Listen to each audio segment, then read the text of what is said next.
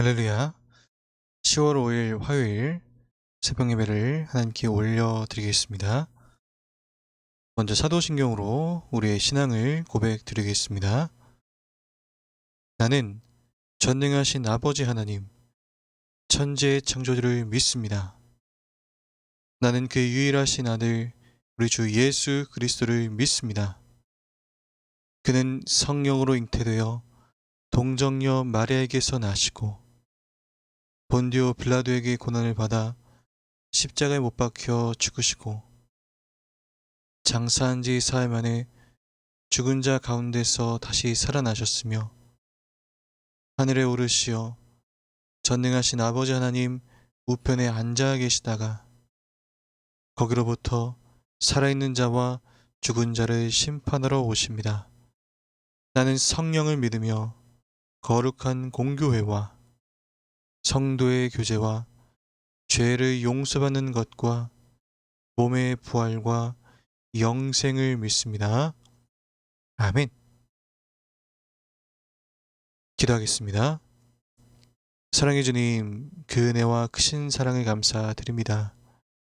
이 시간도 예배자로서 주의 말씀 듣게 하시고 주의 뜻이 무엇인지를 묻고 또한 깨닫게 될 이 역사의 현장의 순간에 주님 함께 하심을 믿고 감사드립니다. 주님, 다른 어떤 것 바라보지 않고 오직 주 예수 그리스도 한 분만을 바라보게 하시고 오직 주님만을 높여 의지하며 찬양하는 이 모든 과정 속에 주님 홀로 영광 받아 주시옵소서. 이 시간 주의 종의 입술을 정해 주시고 주의 말씀을 대언케 하사 성령님께서 친히 인도하시고 주관하시는 이 시간 이 예배 되게 하여 주시옵소서. 감사드리며 이 모든 말씀을 우리를 권하신 예수 이름으로 기도드렸습니다. 아멘. 네, 오늘 은혜 받으실 하나님의 말씀은 출애굽기 25장 31절부터 40절까지 말씀입니다. 출애굽기 25장 31절부터 40절까지 말씀이 되겠습니다. 해당 본문 말씀을 가지고 이 참된 성도의 삶이라는 제목으로 말씀의 은혜를 나누겠습니다. 자, 오늘 본문은 성막의 각종 기구에 관한 규례 중에서 이 성소에 안치될 등대에 관한 규례입니다. 이 등대는 그 부속 기구와 함께 정금 한 달란트로 만들되 이 밑판을 기초로 해서 이 가운데 줄기와 그 좌우편에 가지를 각각 3개씩 만들어야 했습니다. 그리고 각각의 가지에는 살구꽃 모양의 잔을 3개씩 그리고 줄기에는 4개를 붙여야 했으며 이 줄기와 가지 위에는 등잔을 각각 1개씩 두어야 했습니다. 자, 이러한 등대에 관한 규례가 저는 영적 교훈을 2가지로 나눠서 말씀드리고자 하는데요. 자, 첫 번째, 이 성도는 말씀에 따라 경계의 삶을 살아야 합니다.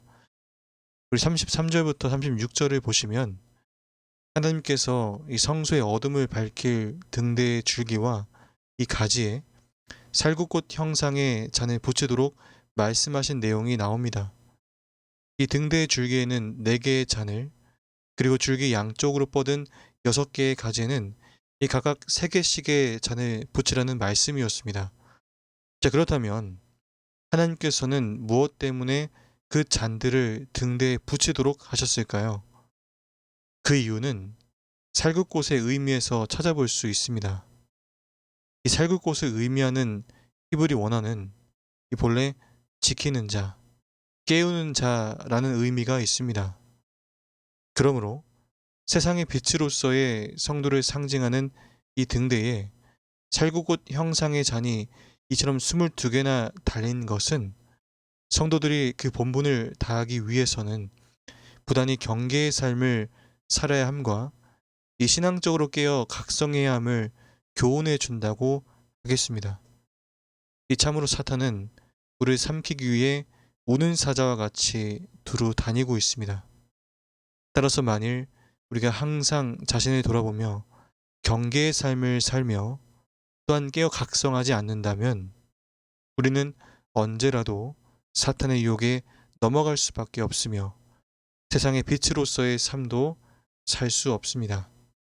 그렇다면 성도가 신앙생활에서 경계 기준으로 삼아야 할 것은 무엇일까요? 맞습니다.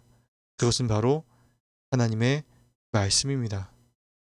고린도전서 10장 11절을 보시면 성경 말씀이 바로 우리 삶의 경계 기준이 된다고 말씀하고 있습니다. 그렇습니다. 이 성경은 우리보다 앞선 신앙 선조들의 삶에 있어서의 이 실패와 성공의 일들을 모두 기록함으로써 우리에게 좋은 경계의 기준을 제공해 주고 있습니다. 우리는 이렇듯 성경을 늘 가까이 하고 그 말씀으로 우리의 삶을 비추어 보면서 세상에 대하여 경계의 삶을 살아야만 하는 것입니다. 우리가 성경 말씀에 따라 경계의 삶을 살 때 우리는 신앙적으로 강건해질 수 있을 뿐만 아니라 세상에 대한 빛의 사명도 온전히 감당하게 될 줄 믿습니다. 두 번째로 회개를 통해 정결케 된 자가 참된 예배를 드릴 수 있습니다. 38절 말씀을 보시면 등대 부속기구로 불집게와 불똥 그릇이 나옵니다. 여기서 불집게는 등잔에 타다 남은 심지를 자르는 도구이며 이 불똥 그릇은 그 자른 심지를 보관하는 그릇입니다. 제사장들은 이 두 기구를 항상 옆에 두었다가 새 불을 붙여 성소를 밝히기 전에 이 등잔의 심지를 정결하게 정리했습니다.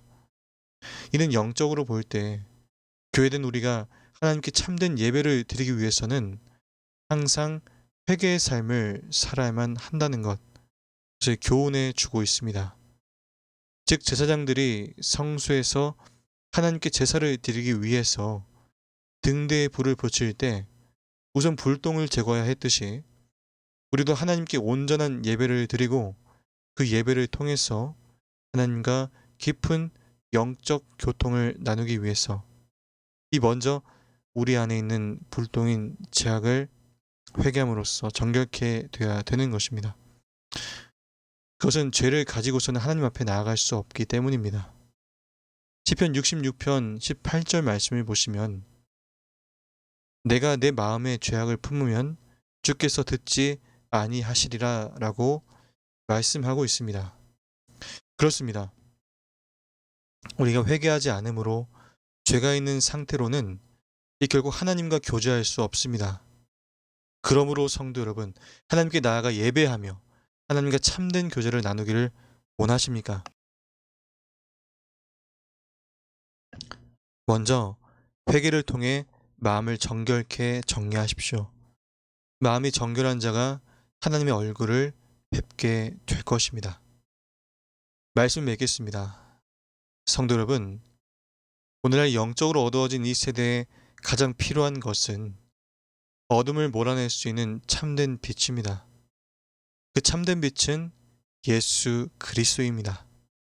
예수 그리스도만이 죄악으로 어두워진 이 세상을 밝히고 구원의 빛을 비출 수 있는 유일한 분이십니다. 이 빛을 먼저 받은 우리는 아직도 어둠 가운데서 빛을 발견하지 못하고 있는 이 수많은 사람들을 그 빛 가운데로 인도할 수 있도록 해 주어야 합니다. 등대가 성막 안을 환하게 비추었듯이 우리도 어두운 세상을 참 빛이신 예수 그리스도를 통해 밝히 비추어야만 하겠습니다. 그러한 빛의 삶을 사시는 우리 모두가 되기를 예수님 이름으로 축원을 드립니다. 기도하겠습니다. 사랑의 하나님, 그 은혜와 크신 사랑에 감사드립니다. 이 시간 말씀 속에 깨닫게 하시고 그 말씀의 은혜로 오늘 하루를 살아가게 주심에 감사드립니다.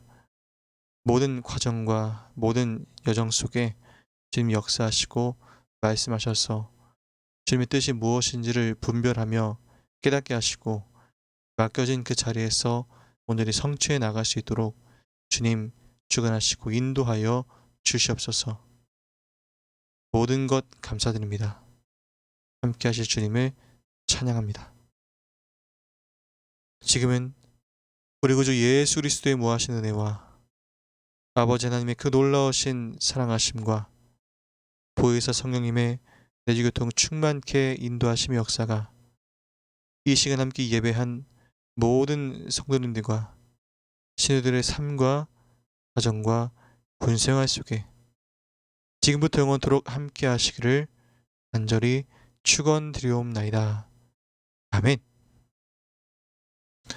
이 시간 각자의 자리에서 이 네 가지 기도 제목 놓고 기도하실 때 주님 응답하시고 말씀하실 줄 믿습니다. 함께 기도하겠습니다. 사랑해 주님 감사합니다. 주님께서 인도하셔서 이 시간 예배자로서 또 하루를 시작해 하시고 주님께서 깨닫게 하신 은혜 말씀에 따라 감사함으로 또한 이 시간 기도함으로 나아갑니다. 주님